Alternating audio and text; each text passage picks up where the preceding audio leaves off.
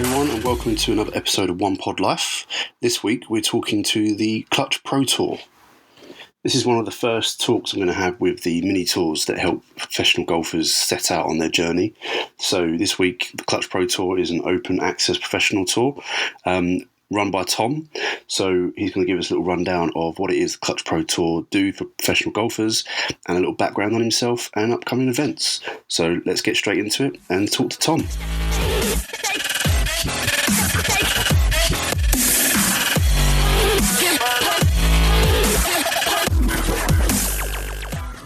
So hi Tom, and welcome to the One Pod Life podcast. Thank you for coming on and having a little chat with me. Which one of you introduce yourself and tell us what you do? Hi Lloyd, yeah, thanks very much for taking the time to talk to us about our tour.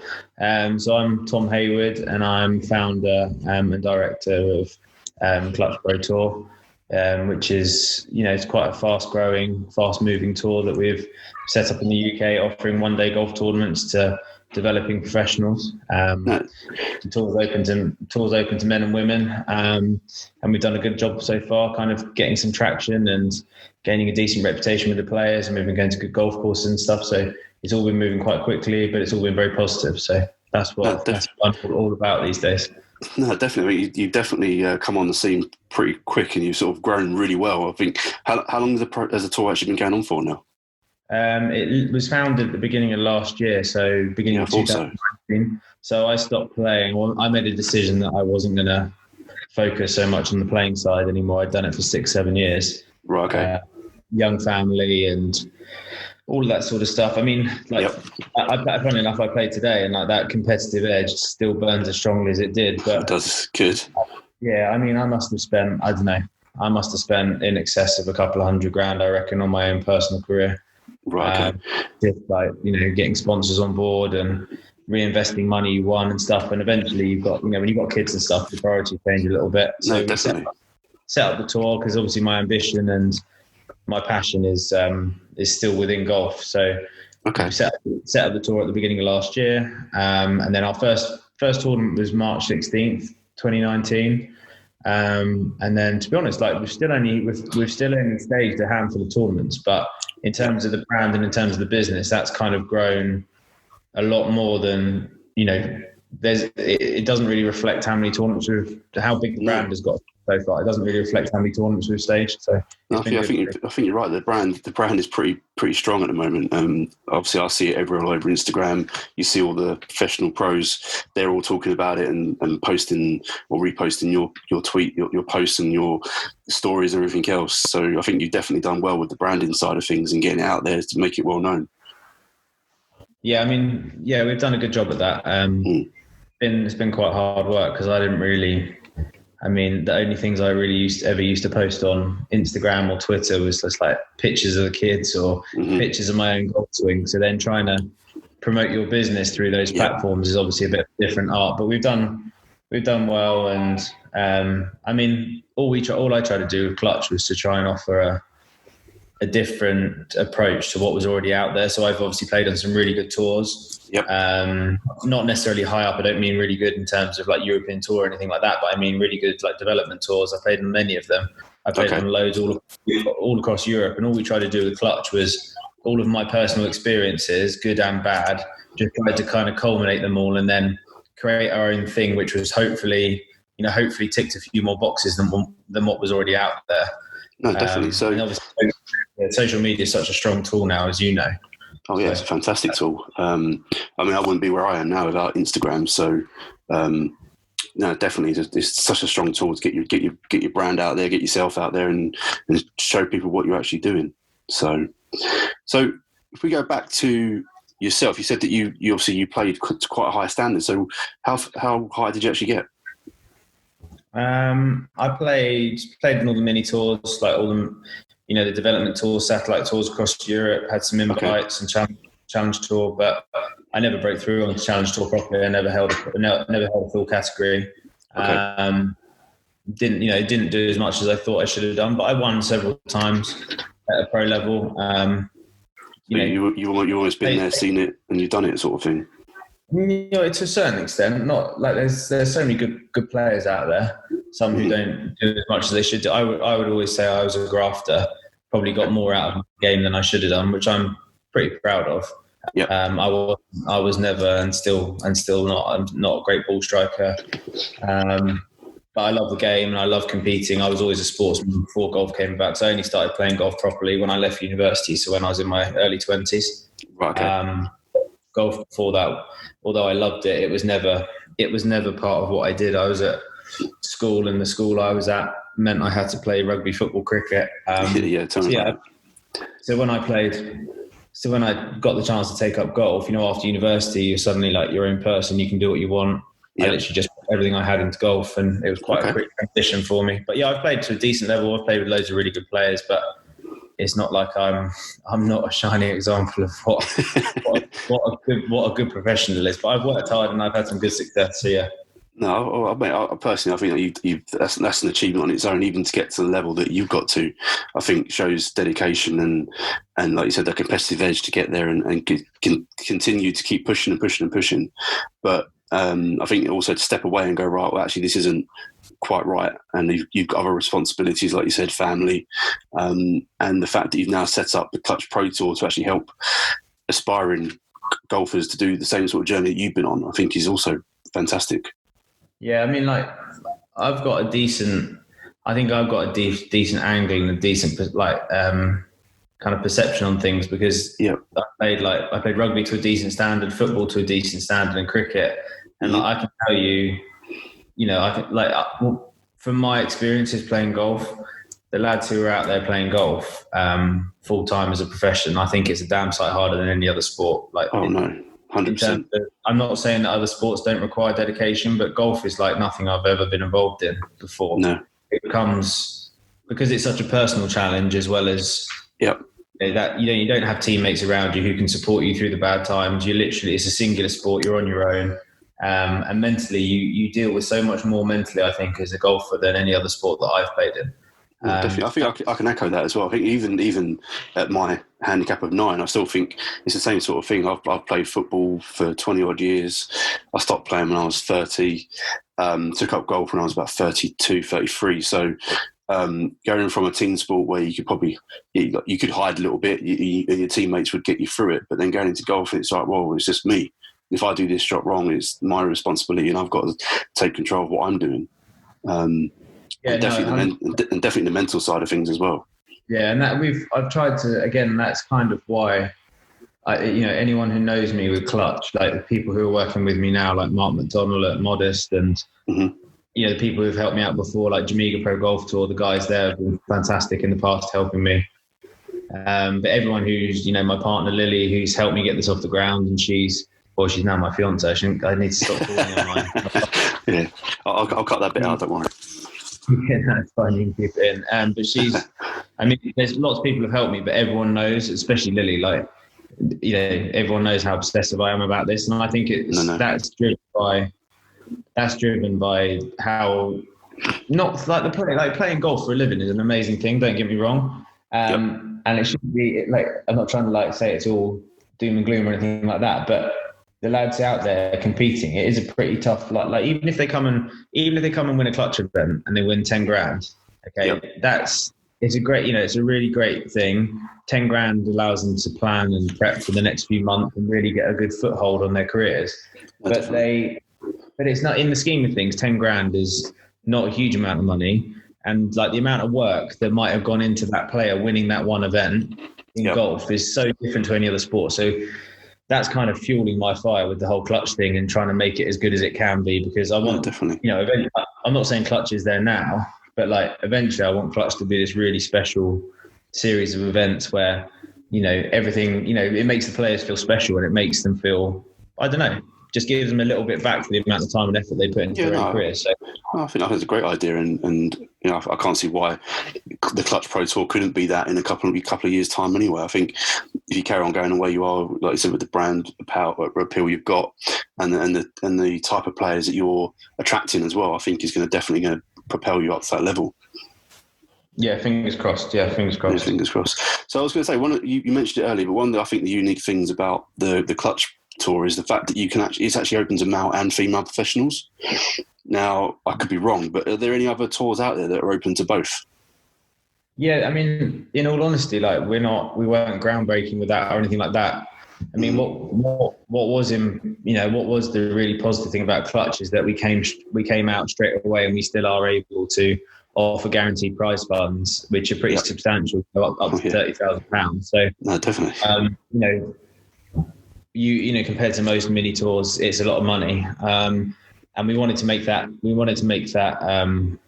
open and possible for, available to men and women. There's no reason why that can't be the case. So that's always been the case since we started. It's something that's a real focus of ours to try and push the women's game more and more, to try and promote and give better opportunities for them as well as the male professionals. But there are other tours that have done it. I mean, Jamaica Pro Golf Tour have done it in the past. 2020 Pro Tour are doing a great job of it up north in Yorkshire, and I'm not afraid to give praise to other people who are doing good stuff with regards to the Pro Tours, because I know how hard it is to run this now firsthand. I've only run a handful of events, and I know how much time and dedication goes into it. But yeah, there are other tours offering opportunities out there. But one of the things I will say, I do think in golf, I think there's a massive need for everyone to work together more, whether it's like, for example, when we released our tournaments, I reached out to governing bodies. I'm not going to mention names and stuff, but we reached out to a lot of governing bodies trying to promote what we were doing and kind of shouting our story that we were offering opportunities to men and women. Okay. And actually there wasn't received with much positivity or anything like that. Really? And that's surprising. Governing bodies weren't actually really willing to help because they were more worried about their own commercial partnerships.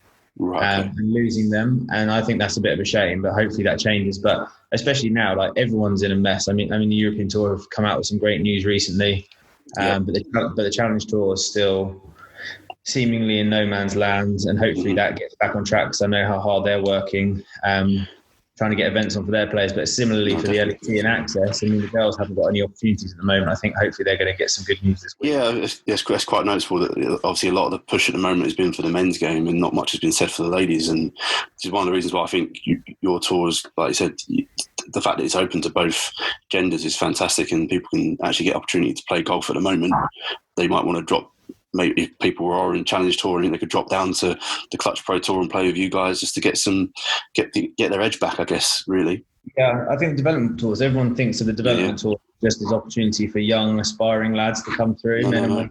But it's not, because if you're on LET, if you're on the LET or LPGA or whatever tour you're on, European Tour, if you've got a week off, or if there's a gap in the schedule because of majors or whatever it might be, these people still need to earn a living and still need to keep sharp and competitive. So that's where I think the mini and development tours have such an important role to play, because it gives an opportunity for people to drop back from what they're normally doing and come and continue to compete. I mean, we've had Matt Southgate, we've had Stephen Brown. He won the Portugal Masters last year. We've had lots of really good players come and compete with us, which is great. And hopefully we get, hopefully the women's side of things starts to pick up for us, and we get some more traction with them. We've got a really exciting event coming up at Sunningdale Heath, which I can't give too many details about. It hasn't been released yet, but it's going to be a celebration of men and women's golf, and sounds good. 50-50 split field. So that's in early July. So that'll be something to look out for. Oh, fantastic. I was about to say, because obviously you've just released the fact that you've got 12 events coming out starting from June 29th at Notts Hillingwell. I think that's quite a lot of events over what, sort of 4-month period. You've got your work cut out there, haven't you? Yeah, work cut out. But it's one of them. It's like the players need somewhere to play. And I know all the other mini tours are going to work really hard, offering opportunities as well. So, there's a chance the players and competitors could get spread a little bit thin. But I don't know. We need to, we're just trying to offer as many good opportunities as we can as a business, and hopefully the players enjoy when they come and play with us and they keep coming back. And that's all you can really ask for. No, exactly. Well, I'm speaking to Richard Mansell, who obviously played in one of the previous tours, one of the previous rounds before COVID-19 kicked in, and obviously he came second, I believe. But yeah, hopefully he can shed some light on what it's like playing on the Clutch Pro Tour as well. Yeah, Richard's a great player. I mean, he's obviously he's in the management group with Modest, yeah. Yeah, so he's thriving under them, and he's such a good player. No, He's got definitely. everything he needs to make it to the top level, I'd say. But yeah, he did really well. He came along in our first event at Camberley Heath in 2019. He narrowly missed out on the win there in the four-man playoff. Played some great golf, and he came second with us early this year as well at Beau d'Isère, his home club. Was it. So I mean, he's due a win on Clutch Pro Tour, and I'm sure he's good enough to get one this year. That's a great thing. Like, sorry to butt in. I just like watching those players play, and watching like the hunger that they have. Like Scott Gregory won our last event before lockdown at the Shire, and I mean, like those guys are such good players, and the reason they're good is because, and the reason those lads will probably forge a long career on the European tours, because you can see what it means to them, even though they've played at a level that's higher and, you know, well above Clutch Pro Tour, you see that hunger in their eyes. And whether it's like for example, Rich Mansell competed with us at Beau d'Isère at the beginning of the year, and that was only a $5,000 prize fund, but his like attitude and application was no different to when it was 25-30 grand at Camberley Heath, which is a sign of a great pro, really, isn't it? So yeah, that's why those players are good. But when you run the tour, that's what you love doing. You love providing opportunity for those guys, and hopefully those guys will go on and do some great things. Well, yeah, I think it obviously gives you some sense of pride as well when these guys do go off to forge a deeper career in golf as well. And you can say, well, we helped them out on the Clutch Pro Tour, and now they're thriving elsewhere. Yeah, I mean, yeah, definitely right. Like that's one of the main ambitions and driving forces behind it. I mean, even like last year, what I thought was really impressive last year. Not that I don't claim that we had any significant role in it, but like Stephen Brown, European Tour player, he came and played with us at Kingswood last year in August. And I think by his own admission, he probably wasn't playing that great on tour. There was a bit of a gap in his schedule. But he was willing to drop his ego and all that sort of stuff and come and compete at a level which some would say was beneath him. But he came and played. He did pick up money. He came 10th or something, maybe a bit higher than that. But he didn't win, and he would obviously been disappointed that he didn't win. But he came to work at his game, and then a month later or so, he won on the European Tour.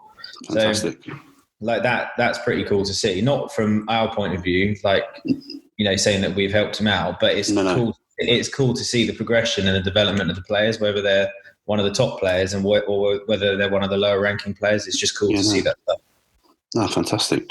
No, I've been watching Clutch on social media and everything since you started doing it, and I think it's only going to get bigger and bigger, and you attract even more golfers, which I think is fantastic.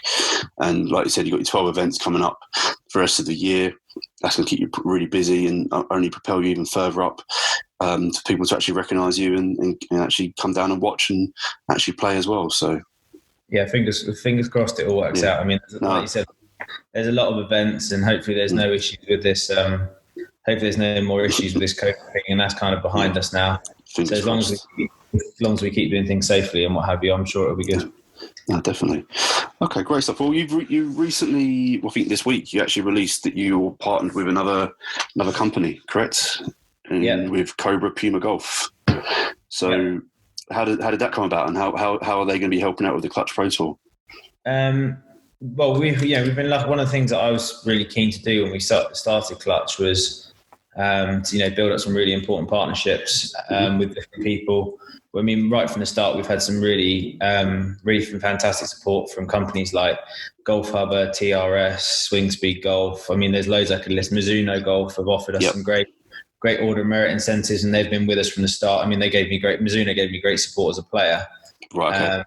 And then we've had people like Ben Clayton, who's a PGA pro, great coach in his own right. He's given us putting aids for the players.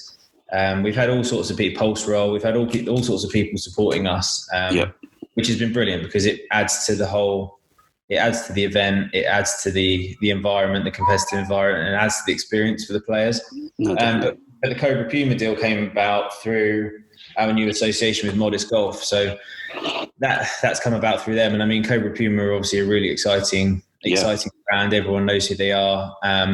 They've got a lot to offer, but they needed a platform for their players. They've got a next level squad, next level team. So they do a brilliant thing where they support like a team, a squad of players at a development level.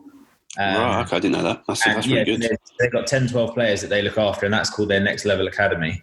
And those boys normally play those boys normally play on Europro, and as a result of the cancellation of Europro, which obviously everyone understands, these boys needed somewhere to play. So that's what the focus of that deal is all about. But it's great to have partnerships like that on. Cobra Puma have been fantastic, really nice guys. No, definitely. But like earlier on, this is quite an important, like for me as on a personal, it's quite an important point to make. When we were talking about earlier about people working together, like Mizuno and Cobra have been amazing because they're both fantastic manufacturers in their own rights, and some people might look at that as like competing against each other. Well, yeah, I was going to ask that question because obviously they're both club manufacturers. They're both, they're very big brands out there. How do they feel about working on the same sort of thing together? I think the great thing about these guys is that they've both seen what Clutch is about and what Modest are trying to help us do with this tour. And they've kind of, again, they've kind of let their egos go or whatever, I don't know what the right phrase or the right way to say it is, but they've just seen the bigger picture and allowed us to work with both companies, which I think is fantastic because they're both doing different things for the tour. And they're both offering different things. Cobra Puma are doing a fantastic thing supporting these players and using Clutch Pro Tour as a platform. And Mizuno are being fantastic, offering us these amazing product deals for our players. So I think like the combination of the two is fantastic. They're both like really, the players love both the brands. Both brands are thought of very highly by the players. So I think, that's brilliant for the tour, but I think it's also testament to the companies involved that they're allowing it to happen.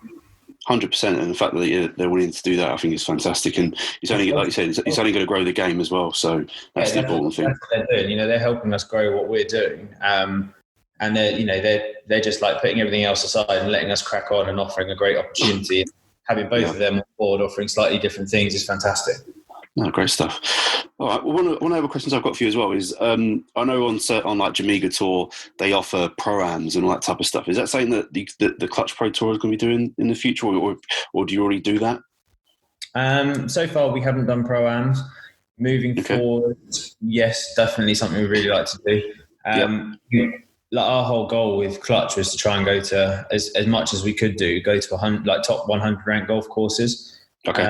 Lots of these golf courses tend to be member related. True. Club. So for us, sometimes getting the space on the golf course can be tricky.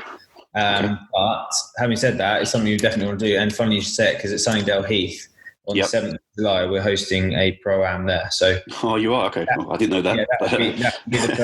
That would be our first official pro-am. I mean, that's coming out later this week. In terms of that's one to look out for.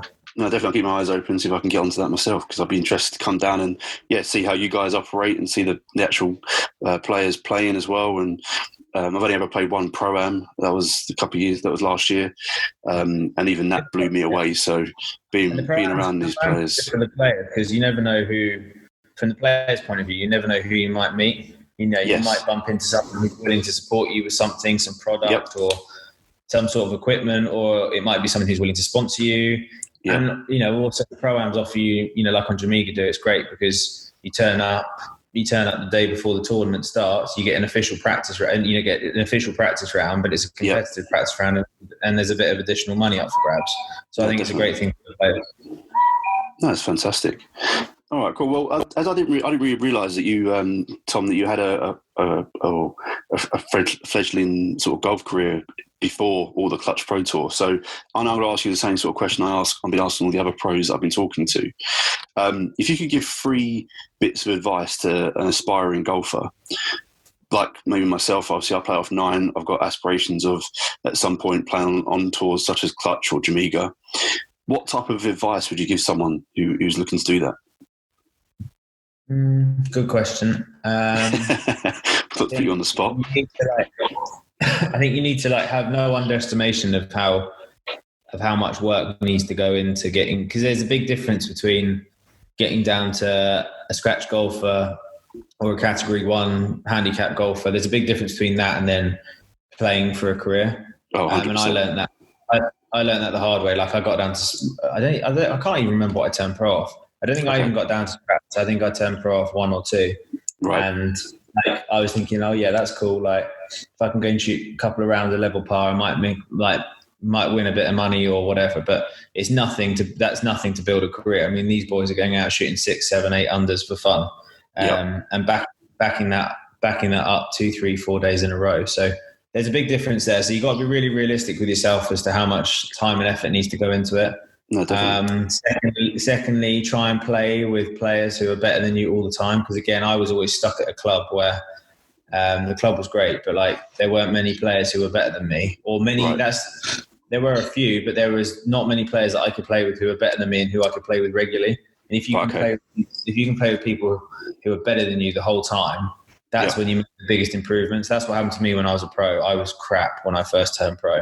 Right. Okay. And playing with guys who had been on the European tour before and stuff, that just like drives you forward, because I mean, you're either going to look like an idiot or you got to try and make some improvements quickly. So that was that's quite a big thing. Okay. And then That's a good one. Thank you. I don't know. I think you need to take ownership of like your game, ownership of your golf swing, ownership of your work ethic, everything like that. Like, it's too easy to go to a golf coach, pay for a few lessons, and then blame it on him, because I've done that. Oh no, of course. I've done that in the past loads of times. The more you understand your own golf swing, the better. And then obviously, like, mental, it doesn't just go for the pro side of it, but the mental side of the game is huge. I'd start working with psychologists, do loads of reading, try and implement like routines that help you psychologically. Funny you should say that. I'm actually working with a mind performance coach at the moment. Anyway, I've been working for the past sort of 3 or 4 months, just to get myself mentally stable a bit more on a golf course, and like you said, get routines into place and understand why things happen and how to get over them pretty quickly. Yeah, best thing I ever did was sports hypnosis. That's interesting. That was the best thing. Like, I had some of my best results soon after. Relatively short term after like spending a lot of money on that, but it was definitely worth it. Right, if I'd had more money, I would have spent more money on that side of things. Right. Okay. Well, I'll start saving now so I can get that in. Yeah, do it. Fantastic. Well, thank you for coming on, Tom, and explaining the Clutch Pro Tour and giving a bit more insight in yourself. I wish you all the best of luck coming up with the next 12 events. Hopefully I'll see you at one of them. I'm going to try and come down and either watch or just walk around for a little bit and see what's going on. I want to see these guys up close, and and come and meet yourself as well. So keep up the good work. Yeah, you're always welcome. Go for it. Fantastic. Thank you very much, and cheers for coming on the One Pod Life podcast. Appreciate that, Lloyd. Thank you.